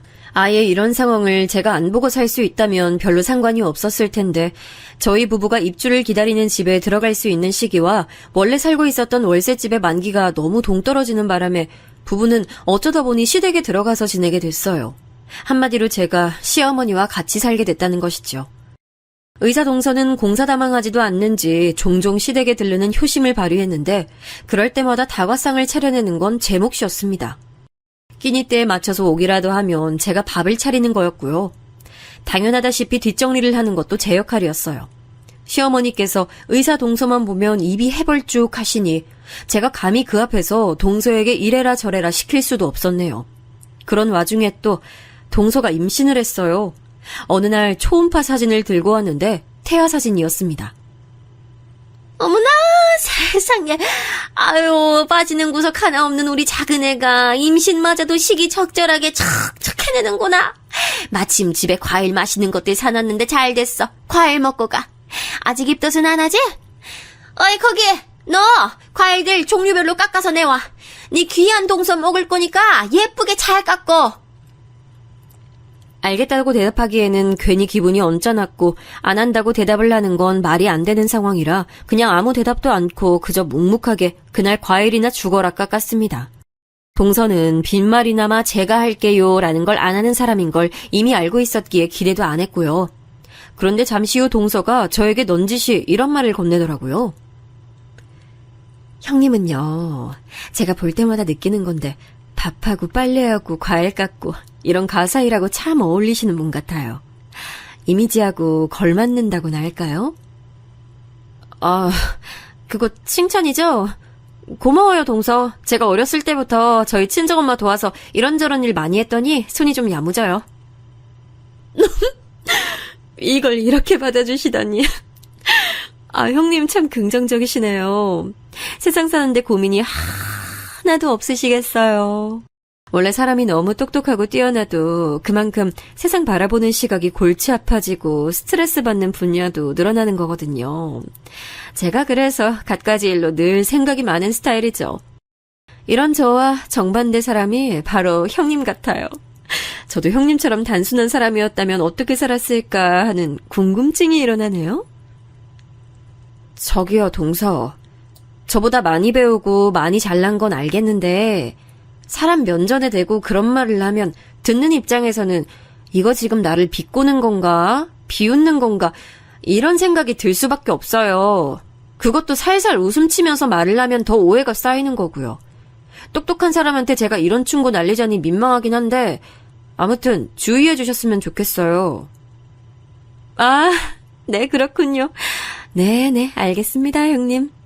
제가 주로 환자만 상대하면서 지내다 보니 속마음을 그대로 꺼내는 일이 참 힘들고 드문데 저도 모르게 형님이 성격 좋아 보이셔서 편하게 느껴지는 바람에 진솔한 속마음이 튀어나갔나 봐요. 양해 부탁드려요. 대신에 형님이 언제 살아생전에 의사 앞에서 이런저런 말도 다 해보겠어요. 저 덕분에 좋은 체험도 해보시는 거니까 여하튼 좋게 생각하세요. 자꾸 속닥거리면서 동서가 말을 하는데 은은하게 열이 받더라고요. 여자들끼리 사이에서 통하는 은근한 기싸움 같았달까요? 이게 별거 아닌 것 같아도 신경 되게 피곤했습니다. 한쪽은 시어머니, 한쪽은 의사 동서. 그 사이에서 제가 명확한 약자라면 약자인 위치였어요. 은근하게 불임을 당하면서 지내는 동안 그래도 저는 이 생활이 영원하지 않을 것이라는 것에 위안을 얻었으며 친정엄마에게 이런 제 일상을 미주알 고주알 떠드는 재미도 있었습니다. 아유, 내가 여차하면 사부인께 연락해서 한마디 할까? 아유, 근데 네 성격상 그런 걸 절대 사절하니까 내가 몰래 나서지도 못하겠네. 그런데 너, 네 오빠랑 아직도 대면대면하고 안 보고 사는 것까진 나도 반쯤 포기했지만 네 새언니하고 여자들끼리 자매처럼 잘 지내라는 내 말은 지키고 있는 거지? 그럼요, 엄마. 제가 오빠하고는 솔직히 아직도 어색해서 보기 싫은데요. 새언니는 나랑 성격 잘 맞는 것 같아서 카톡으로 연락은 종종 하고 있어요. 그러니까 자꾸 저랑 새언니가 친한 거 맞는지 걱정하시는 것 좀 그만해요. 이번에 장서방이 해외 출장 다녀오는 길에 장모님 선물 사겠다고 했으니까 그거나 좀 기대하시고. 그래? 장서방이 이번에 또 해외 나가는구나. 아유, 내가 사위 하나는 잘 뒀네. 멋진 사위 들이게 한 건 딸이니까 우선 내가 딸을 잘 뒀다고 해야 하나. 우리 딸 최고! 친정엄마와 웃으면서 자주 통화를 했기에 제 일상에는 외로움이 치고 들어올 틈이 없었어요. 그리고 얼마 뒤 남편이 출국길에 오른 바로 그날이었습니다. 친정엄마로부터 전화가 왔길래 반가운 마음에 얼른 받아봤더니 전화를 건 사람은 다름 아닌 병원 관계자였어요. 환자의 휴대폰 통화 목록에서 가족을 찾아서 전화를 거신 거였죠. 머리론 이게 무슨 일인가 싶고 전혀 납득이 안 됐는데 몸은 어느새 저도 모르게 겉옷과 지갑을 챙기고 있었습니다. 정신없이 병원에 도착해서 듣게 된 친정엄마의 상태는 위중했어요. 외출한 상태에서 뇌졸중 증세로 쓰러지셨는데 하필이면 계단을 오르다가 그렇게 되신 바람에 부상을 크게 입으셨습니다. 충격받은 제가 휘청거리며 바닥에 주저앉을 뻔했는데 누가 절 잡아줬어요. 고개를 돌려 확인했더니 친정 오빠였습니다. 너무 오래전에 그리고 너무 오랜 세월 사이가 틀어진 남매였으나 이런 상황에서 마주하니까 의지되면서 눈물이 나더군요. 오빤 저를 다독여주곤 자기가 수술 동의서에 보호자 자격으로 전부 사인을 마쳤대요. 그러는 동안 새언니가 제 손을 꼭 잡아줬고요. 만약 저 혼자였으면 무서웠을 텐데 곧장 친정오빠가 새언니와 와준 것이 다행이었습니다. 기나긴 수술 시간 동안 초조하게 기다리던 저는 휴대폰에 들어온 알림을 확인했어요. 시어머니께서 문자를 보내셨더라고요. 말도 없이 나가선 전화도 안 받고 뭐 하는 짓이냐고 잔소리를 해놓으셨길래 제가 전화를 걸어서 설명드렸습니다. 네, 어머님. 다름 아니라 저희 친정엄마가 갑자기 쓰러지시는 바람에 병원이에요. 수술실 앞에서 수술 끝나는 거 기다리는 중이에요. 경황이 없어서 어머님께 따로 연락드릴 생각조차 못했어요. 뭐야? 사부인이 수술을 받아? 아유, 그거 아주 큰일이네. 난 또 네가 왜 이렇게 연락이 안 되나 했는데 그런 일이 있었다니. 지금 많이 걱정되는 상황이라서요. 어머님께서도 부디 저희 친정엄마 무사히 수술 잘 받으실 수 있도록 기도 좀 해주세요. 그래, 알았다. 설마 별 큰일이야 있겠어? 너무 걱정하지 마. 걱정 그렇게 하면 될 일도 안 되는 게 세상 이치야. 우리 큰아들이 마침 오늘 멀리 외국 나가서 다행이네. 안 그랬다면 장모 걱정에 우리 큰아들이 고생 좀 했을 거니까 말이야. 별로 상황에 적절하게 하신 발언은 아닌 것 같아서 제가 조용히 눈살만 찌푸렸을 뿐 대답은 안 했습니다. 그 뒤로 그저 인사만 남기고 통화 종료했고요. 시어머니와 통화를 마치고 나서 수심에 잠긴 친정오빠와 새언니의 얼굴을 보고 있는데 그 순간 왜 그렇게 가족처럼 보였는지 모릅니다. 제가 현재 함께 살고 있는 가족은 시어머니였건만 접점을 최소한으로 줄이고 지내온 오빠 부부가 확실한 제 편처럼 느껴져서 기분이 이상했네요. 그리고 몇 시간 더 흐른 뒤 드디어 수술방 문이 열렸습니다. 장기 출혈이 너무 심해서 다 처치하지 못하고 우선에 최선만 다해놓은 상황이라는 말을 들었고 엄마는 중환자실로 옮겨졌습니다. 바람과는 달리 너무나도 힘들게 상황이 흘러갔고 마음속으론 정말 돌아가시면 어떡하지라는 걱정뿐이었어요. 하루에도 12번씩 제 심장이 쿵 떨어졌다 올라가길 반복했네요. 그렇게 이틀이 지나고 차도가 조금이나마 있다는 의료진의 말, 그건 정말 제게 한 줄기 희망이었어요. 엄마가 수술 뒤 중환자실에 들어간 이후로 제가 처음으로 입가에 미소를 띄었습니다. 엄마, 제발 조금만 더 힘내서 버텨줘요.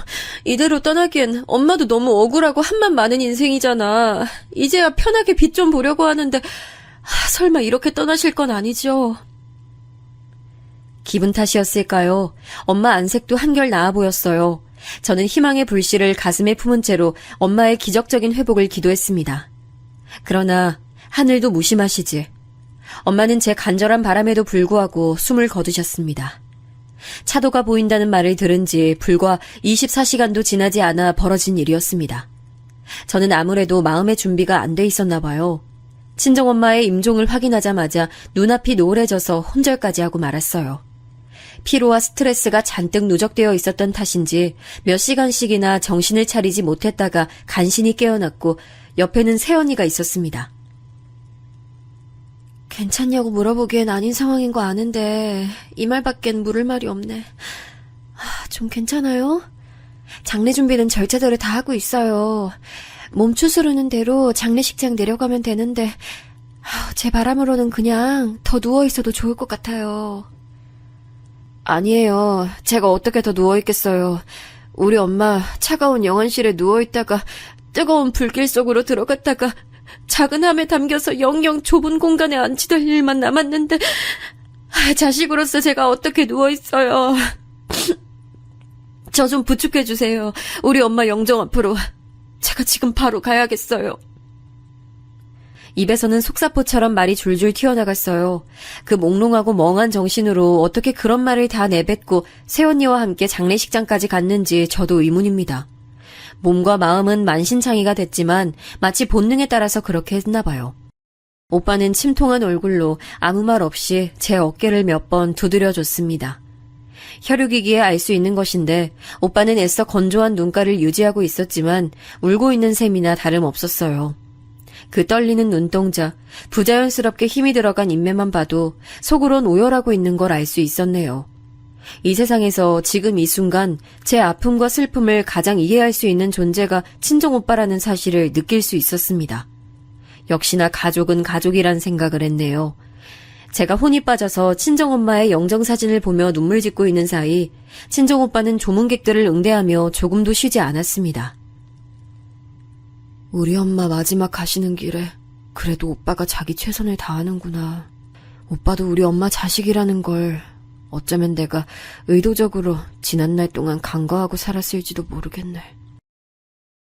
오빠가 저로 하여금 그런 생각이 들게 하는가 하면 반대의 생각이 들게 만드는 존재도 있었어요.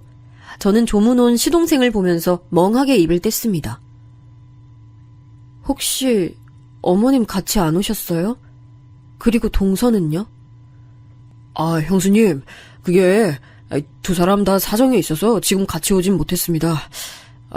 면목이 없네요. 삼가 조의를 표합니다. 갑자기 무슨 일이라도 생겼나 봐요. 그러고 보니까 갑자기 생각났는데 출장 계획 있다고 하시지 않았어요?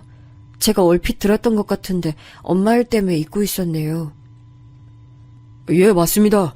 사실 오늘이 출장길에 오르는 날이에요. 저는 같이 출장 가는 동료한테 상가집 가야 한다고 양해 구해놓은 상태고요. 이번이 간만에 잡힌 장기 출장이라서 지금 가면 다음 달에나 돌아올 것 같아요. 오늘 말곤 다시 조문 올 수 없어서 죄송합니다. 출장길에 이렇게 와주셨으니 그걸로 된 거죠. 고맙습니다. 저희 엄마도 하늘에서 그렇게 생각해 주실 거예요. 속이 온통 문드러진 상태였지만 제법 감정을 억누른 채로 시동생을 맞았죠. 반쯤 넋이 빠져있던 상태였기 때문에 사실 시동생이 떠나고 나서야 상황을 제대로 한번 곱씹어 왔습니다. 시댁 식구들 중에서 제가 설마 그 친척분들이 와주시는 걸 굳이 기대한 건 아니었어요. 다만 시어머니와 동서는 조문을 안 오는 게 이상한 거였으니까 의문을 품었죠. 지끈거리는 머리로 저는 순간적으로 아마 둘 다 내일 조문을 올 생각인가 보네 이렇게 생각하고는 말았습니다. 하지만 그 다음날이 되어도 둘 다 조문을 오지 않았습니다. 저는 그걸 당장 짚어낼 정신머리마저 없었어요. 왜냐하면 친정엄마 장례식장에 근 20년 만에 뵙는 큰이모가 오셨기 때문입니다. 경자야, 나 왔다. 네 언니 왔다. 아유, 우리 경자 언니가 너무 미안하다. 너무 미안해서 차마 안 올 생각까지 하다가 내가 자매된 도리론 못 지키고 살았지만 인간된 도리는 지켜야 할 것 같아서 이렇게 왔어. 경자야, 언니가 미안해. 이제 나 용서하고 하늘에서 편히 쉬어. 미치셨어요? 어디 뻔뻔스럽게 얼굴을 들이밀어요. 우리 엄마는 이모가 떼먹고 간 돈 때문에 그 돈 버느라 몸고생하고 친자매한테 뒤통수 맞으셨다는 그 배신감으로 마음고생하셨어요. 저는 분노에 차서 큰이모의 멱살을 잡으며 흔들고 말았어요.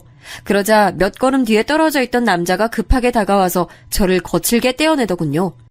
누군가에서 봤더니 큰이모 아들인 제 사촌 오빠였습니다. 저도 모르게 이를 세게 갈면서 사촌 오빠를 노려봤고 악에 받친 채로 큰이모 멱살을 다시 잡았습니다. 그러자 일전보다 더욱 거친 악력으로 저를 떼어냈어요. 그리고 저는 처절하게 장례식장 바닥을 나뒹굴었습니다.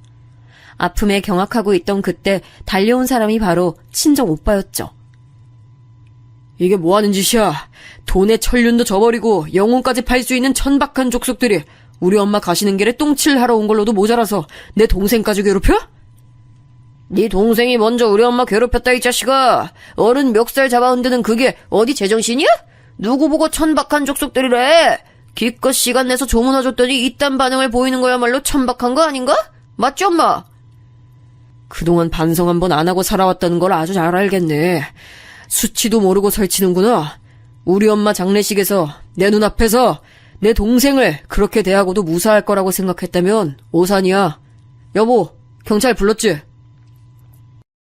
친정오빠 질문에 뒤편에서 새언니가 고개를 끄덕였어요.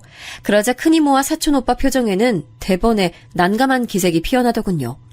근처를 순찰하고 있기라도 했던 건지 경찰은 무척 빠르게 도착했고 친정오빠는 경찰 앞에서 사촌오빠를 지목했습니다. 조문객들이 대체 이게 무슨 소란인가 싶어서 어안이 벙벙하게 보였지만 저는 그 경황 없는 와중에도 어쨌거나 큰이모에게 이런 식으로나마 갚아주게 돼서 속이 시원하다는 감상이었습니다. 혹시 친정엄마가 하늘에서 이런 상황을 유도해 주신 게 아닐까 하는 생각마저 들면서 여러모로 갖가지 감정들이 휘몰아쳤네요. 이런 사건에 갑자기 끼어드는 바람에 제가 친정엄마의 발인 때까지 차마 신경을 기울일 수가 없었던 거예요. 시댁 쪽엔 말이죠. 잠깐만, 그러고 보니 어머님하고 동서는 끝내 오지 않았네. 정말 무슨 갑작스러운 병고라도 생겼나?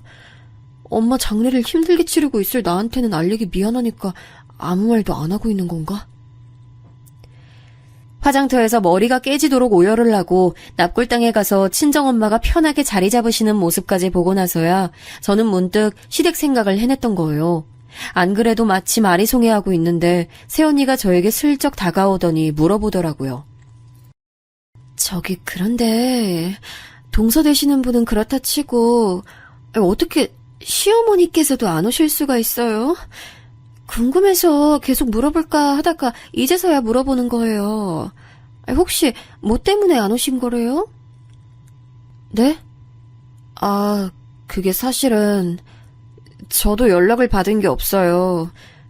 갑자기 무슨 특별한 상황에 처하신 것 같긴 한데 그냥 제 짐작이고요. 근데 제 동서는 왜 그렇다 치고예요? 그렇게 생각하신 이유가 있으세요? 아, 저번에 카톡으로 안부 주고받았을 때 그 동서 되시는 분 임신했다고 그러셨잖아요. 그것 때문에 그랬네. 제가 언니한테 제 동서 얘기를 했었군요. 아, 맞네요. 동서가 임신했다는 소식을 들었던 날 생각해보니까 언니하고 카톡을 나눴었네.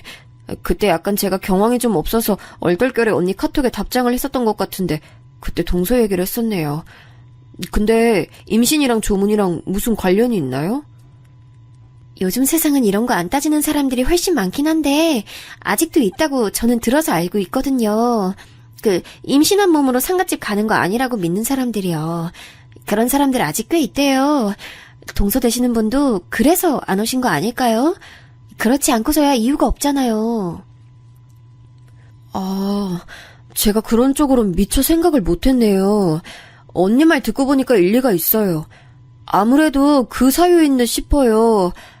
아휴, 아무튼 언니 고생 많으셨어요. 저 진짜 제정신이 아니라서 장례식장에서도 몇 번이고 미쳐버릴 것 같았는데 언니 계셔서 심적으로 의지가 좀 됐네요. 오빠한테도 너무 고맙고요. 정말이에요? 아휴, 그렇게 생각해주니까 고맙네. 앞으로 남매끼리 잘 지내는 모습 난 정말 보고 싶어요. 그래야 하늘에 계신 어머님도 기뻐하실 거예요. 새언니 말을 들으며 겸연쩍은 표정을 지어 보이던 저는 뒤편에서 친정오빠가 조금 머쓱한 기색으로 서 있는 걸 봤어요. 딱 눈치로 느껴지는 게 있더군요. 새언니가 저에게 시댁 조문 일을 물어본 건 친정오빠가 시킨 일인 것 같았습니다. 자기가 궁금한 부분인데 제게 직접 물으러 오기 민망하니까 새언니를 시킨 모양새더라고요. 저는 그런 오빠와 눈이 마주치자 슬쩍 미소를 보내줬어요. 그러자 오빠는 고개를 끄덕여줬고요. 단절되다시피 하며 지냈던 남매는 그것이 불효인 줄도 모르고 그렇게 살았다가 모친의 죽음을 마주하고 나서야 화해를 했습니다. 아무리 생각해도 제 자신이 너무 못난 자식인 것 같아서 엄마에게 미안한 점 투성이었어요. 오랜만에 집으로 돌아가는 길, 저는 울며 웃기를 반복했습니다. 마치 실성한 사람처럼요. 왜 엄마 같은 심성이 착하고 고운 사람이 나 같은 부족한 딸을 낳았을까 싶어서 진짜 미칠 것 같았어요. 힘들고 지친 발걸음으로 당도한 현관문 앞, 저는 뇌리에 박힌 도어락 비밀번호를 누른 후에 고개를 갸웃해야만 했습니다. 비밀번호가 틀렸다는 표식이 떴거든요. 잘못 눌렀나 싶어서 다시 해봤지만 여전히 틀렸다는 표식이 저를 반겨줬어요. 저는 의문을 안고 현관 벨을 눌렀습니다. 그러면서 문에 대고 노크도 했죠. 어머님, 안에 계시죠? 저 왔어요. 문 좀 열어주세요. 언제 나올까 했는데 이제야 오는구나. 옛단이 침이다. 저는 어느 순간 확 열린 현관문에 깜짝 놀라 뒷걸음질 쳤고 시어머니께서는 짐가방 하나를 제 발치에 던지셨습니다. 갑자기 제 짐이라니. 도어락 비밀번호가 틀린 것과 맞물려서 저는 마치 제가 쫓겨나는 상황 같다는 판단이 들어서 속이 차갑게 식었어요. 제 짐이라니 무슨 말씀이세요? 그러고 보니까요, 어머님. 저희 엄마 떠나시는 길에 오지도 않으시고 멀쩡히 댁에 계셨네요. 그럼 멀쩡히 있었고 말고. 그러니까 더 부정탈까봐 노심초사하게 되는구나. 너 그 짐 가지고 어디 여관 같은 데서 지내. 한 달 정도는 좋게 그래야 될 거야. 언감생심 이 집에 들어올 생각은 말고. 네 자랑스러운 의사 동서가 임신한 걸 생각해줘야지. 임신한 몸인데 만약 너 때문에 재수 온 붙으면 그건 네가 책임질 거 아니잖아. 어머님, 지금 설마 동서가 임신을 해서 두 분 다 저희 친정엄마 장례식장 안 오셨다고 말씀하시는 거예요? 게다가 한순간에 엄마 잃고 심장 뜯기는 기분으로 장례 치르고 온 저한테 집에 들어오지 말라고요? 여관방에서 지내라고요? 어머님, 이건 아니죠. 어떻게 이러실 수가 있어요? 부정탈지도 모르는데 내가 그럼 어떻게 아니래. 귀한 의사 며느님이 뱃속에 우리 집안 씨를 품은 게 우선이지 이미 죽고 없는 네 엄마 기리는 게 우선이야? 말씀 그렇게 함부로 하시는 거 아니에요. 어머님, 제가 그동안 어머님 수준 낮은 언행을 많이 목도하면서도 며느리 된 도리 지키겠다고 꾹 참으면서 따라왔는데 지금 이건 정말 아닌 것 같아요. 이 황당무계한 짓거리에 의사씩이나 되는 엘리트 동서가 동의를 해서 가담했다는 게 전 정말이지 믿어지지가 않아요. 혹시 어머님 독단이에요? 동서가 이렇게까지 했을 거라고는 상상이 안 돼요. 독단이라니. 내가 우리 작은애하고 얼마나 사이가 긴밀하고 좋은데. 우리 작은애도 장례식장 같은 곳에 임신한 몸으로 가면 귀신 붙는다고 가기 싫어해. 네 엄마 귀신이 자기한테 해코지할 것 같다면서 우리 작은애가 걱정하더라. 그거 아주 일리가 있는 말이야. 아니 너는 아직 임신 소식 없는데 가뜩이나 잘난 동서가 먼저 임신까지 탁 해버린 상황을 네 엄마 귀신이 곱게 봐줄 리가 없잖아. 그러니까 네가 이 집에 들어오면 안 된다는 거야. 네가 있으면 우리 작은 애가 여기를 안 올 텐데 아우 나 그런 상황은 내가 용납을 못해. 제 인내심의 한계는 거기가 끝이었습니다. 친정엄마를 두고 네 엄마 귀신이라니요. 분노에 차오른 제가 발치에 있던 짐가방을 들어서 시어머니를 향해 던져버렸어요. 시어머니께서는 외마디 비명을 지르며 몸을 숙이셔서 그걸 피하시더니 겁에 질려서 몸을 떠시면서도 황급하게 현관문을 닫는 건 잊지 않으시더군요. 삽시간에 닫혀버린 현관문을 제가 주먹으로 두드렸더니 안쪽에서 시어머니의 놀란 비명소리가 들려왔습니다. 언뜻 경찰을 부르겠다고 그렇게 말씀하시는 소리가 들린 것 같아서 더욱 화가 치밀어 올랐죠. 그러다가 문득 휴대폰으로 시각을 확인했어요. 아직 동서가 있는 병원이 진료를 보는 시간이었습니다. 문 닫기 전에 쳐들어가서 동서에게 따져 물어야겠다는 목표가 저를 휘감았어요. 눈에 뵈는 것이 없는 상태로 저는 동서가 있는 병원까지 곧장 가버렸습니다. 제가 그때 어찌나 격양되어 있었는지 내과가 입점해 있는 건물에 도착해서 엘리베이터를 간발의 차이로 놓치자 그대로 계단을 밟고 올라가 버렸어요. 조금의 지체도 스스로 용납이 되지 않았습니다. 그렇게 도착한 병원, 저는 곧장 접수하는 곳으로 가서 동서를 찾으려고 했는데 때마침 화장실에 다녀온 동서가 자기 진료실로 들어가는 모습이 눈에 들어오는 게 아니겠어요? 아주 평온하고 때깔이 좋더군요. 분노에 눈이 돌아간 제가 동서를 따라 진료실로 들어갔습니다. 등을 돌려 저를 확인한 동서가 화들짝 놀라더군요. 오랜만이에요, 동서. 그런데 왜 그렇게까지 놀라요? 마치 귀신이라도 본 사람처럼 얼굴이 금세 사색이 됐네. 아니, 어떻게 여기에 저를 보러 오셨나 봐요? 그런데 제가 지금은 좀 바쁜데 우선 나가주시겠어요? 급한 용무 있으신 거면 전화나 문자로 하세요. 제가 바로 확인할게요. 밖에 대기 환자 없던데요? 안 바쁜 것 같은데. 그리고 바쁘다면서 전화나 문자는 바로 확인하시겠다고요? 말이 앞뒤가 안 맞는데요. 혹시 제가 친정엄마 장례 치르고 온 몸이라서 저하고는 상종하기 싫다 뭐 이런 거예요? 의사씩이나 되시는 분이 고작 그런 미신 하나 때문에 저희 친정엄마 장례식에 코빼기도 안 비추실 줄은 몰랐습니다. 정말 서운하네요. 어머님한테 뭐 얘기 듣고 오신 거구나. 그럼 저도 그냥 안 숨길게요. 네, 장례 치르고 온 사람하고 상종하고 싶지 않아요. 부정 타는 것 같아서 그냥 싫어요. 형님에게나 본인 친정엄마지. 나한텐 피 한 방울 안 섞인 모르는 아줌마인데 내가 굳이 장례식장에 가야 했을까요? 전 그렇게 생각 안 하는데요. 뭐라고? 모르는 아줌마? 지금 말 다 했어요? 제 입장에선 틀린 말도 아니죠. 그리고요, 형님. 남의 일터에 불쑥 들이닥쳐서 이러시는 거 엄연히 영업방해예요. 얼른 나가주세요. 기가 막혀서 미치겠네. 이보세요. 환자 상대하는 의사가 말을 그따위로 막 해도 되는 거야? 이 병원 대체 뭐야? 무슨 의사가 이래? 동서의 신랄한 표정과 곁들인 망언에 제가 그만 눈이 돌아가 버렸어요. 친정엄마는 당신의 자식들에게 마지막 인사도 따로 못 건네시고 허망하게 고통 속에서 눈을 감으셨는데 그 죽음이 희화화되는 것처럼 느껴져서 도저히 견딜 수 없었습니다. 저는 손에 잡히는 것들을 그냥 되는 대로 다 집어 던졌어요. 필기구, 서류 이런 것들이요.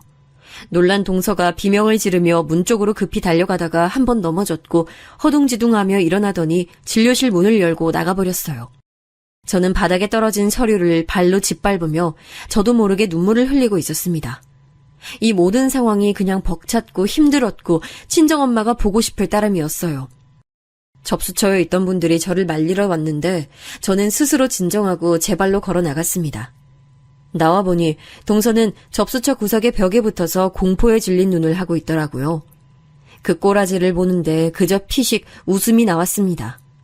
저는 터덜터덜 건물 밖으로 나와서 정처 없이 걷다가 새언니에게서 온 문자를 보고 길가에 주저앉아 버렸어요. 힘든 일 겪은 사람들끼리 의지하면서 앞으로 잘 지내자고 그렇게 왔더라고요. 홀린 듯 새언니에게 전화를 걸었습니다. 언니, 정말 죄송한데 제가 지금 갈 곳이 마땅치 않은 것 같거든요. 제가 그쪽으로 가도 될까요? 제가 혹시 거기서 잠깐 지내도 괜찮을지 오빠한테 물어봐 주시겠어요? 무슨 일인지 모르겠지만 당연히 돼요. 무조건 오세요. 오빠한테 왜 물어봐요. 당연히 된다고 할 것을. 지금 어디예요? 이동하기 어려운 상황이면 위치 알려줘요. 내가 데리러 나갈게. 그 망설임 없는 대답을 듣고 펑펑 울었네요. 무슨 정신으로 친정오빠와 새언니 집까지 제가 갔는지도 모르겠어요. 새언니는 저를 따스하게 반겨줬고 저 때문에 일찍 퇴근했다는 친정오빠는 어떻게 된 상황인지부터 물어왔어요. 저는 두 사람 앞에서 있었던 일을 그대로 말해줬죠. 이야기를 들은 두 사람은 동시에 한숨을 푹 내쉬었고 할 말은 많지만 참는다는 기색이었어요. 저는 그날 밤 남편과 통화를 마쳤습니다. 남편이 자기 모친의 행각에 너무 민망해했고 기가 막혀 했어요. 설마 그렇게까지 생각하고 행동하시는 분일 줄은 자식인 나도 몰랐어. 너한테 미안해서 내가 지금 어떻게 해야 할지 모르겠네. 나 다음 주에 들어가니까 그때까지 일단 잘 지내고 있어. 알았지? 내가 가서 엄마하고 해결 볼게. 남편이 확실하게 제 편에서 지지를 보내주는 것에 제 마음이 풀렸습니다. 마치 친정엄마가 주고 가신 선물 마냥 오빠와 자연스레 화해를 하고 새언니와 수다를 떨며 시간을 보낼 수 있음에 감사함도 느꼈고요. 그렇게 제가 조금씩 진정을 하며 차분하게 스스로를 가라앉히고 있던 때였어요. 너무 놀라운 일이 발생했는데 그건 바로 동서의 유산이었어요. 갑작스러운 유산 소식을 듣고 제 심장이 철렁 내려앉았습니다. 제가 동서가 있는 병원에 찾아가서 난동 아닌 난동을 부렸던 순간이 자연스레 먼저 떠오르더라고요. 유산 소식을 저에게 전해오신 시어머니께서 악다구니를 쓰시며 저를 욕하셨어요. 네가 작은 애 찾아가서 지랄을 피웠다며. 네 엄마 잃고 악에 받쳐서 눈에 뵈는 게 없으니까 네 동서되는 사람이 품은 생명을 해치고 싶었니? 평소에 질투하면서 싫어했던 대상이니까 아주 이때다 싶었던 거지? 이 천하에 빌어먹을 못된 것 같으니라고. 어머님, 제가 무슨 동서를 질투하며 싫어했다고 그러세요. 맹세코 그런 적 없었어요. 친정엄마 일로 제가 감정이 격해진 상태에서 동서를 찾아갔던 건 맞는데 해를 끼치려고 그런 건 아니었어요. 오해 마세요. 오해 말라니. 자기가 장례 치르고 와서 부정 타는 몸인 걸 뻔히 알면서도 임신한 자기 동서를 굳이 찾아갔는데 이런 못된 심보를 가지고서 오해 말라고 하더니 이거 참 기가 막힐 노릇이네. 너같이 악독한 걸 더 이상 우리 집안에 둘 수가 없어. 내가 너 작정하고 우리 장남하고 이혼시킬 거니까 각오해. 무슨 말씀을 드려도 통할 상황이 아니더라고요. 저는 동서와 대화를 나눠보고 싶었지만 제 연락을 안 받더군요. 유산 원인이 명확한 것도 아니건만 제가 범인으로 지목된 상황이라 속이 답답했어요. 오빠는 무조건 제 편을 들었습니다. 우리 집에 사기를 친 큰 이모만 봐도 친척 이런 거 다 필요 없어. 우리는 딱 우리끼리만 가족인 거야. 너 시어머니로부터 멸시받는 며느리 됐다고 해서 기죽거나 상처받고 그럴 필요 없어. 알지? 여차하면 그냥 이혼해. 이혼하고 새 출발하면 되는 거야. 요즘 세상에 이혼이 흠이냐? 내가 너 지원해 줄 테니까 걱정 붙들어 매고. 오빠한테서 내가 이런 응원을 받을 줄은 생각도 못하고 살아왔네. 고마워, 오빠. 이런 순간에 오빠 없었으면 나 진짜 견디기 힘들었을 거야. 하나를 얻으면 하나를 잃는 게 세상의 이치라고 하던가요? 사랑하는 친정엄마를 떠나보내고 멀리하며 살았던 친정오빠를 가까이 얻게 됐으며 남편과의 관계는 여전히 크게 문제가 없지만 동서 유산으로 인해 제 처지가 몹시도 곤란해진 상황이에요. 시어머니 동서와의 관계는 사실상 이미 파탄이 난 것이고요. 현재 남편이 귀국길에 올라 있는데 과연 이 상황이 어떻게 마무리될까 싶어 아주 머리가 아픕니다. 대체 어떤 결과를 내려고 상황이 이토록 꼬이게 된 것일까요? 만약 여러분이 제 입장이라면 어떻게 행동하시겠어요?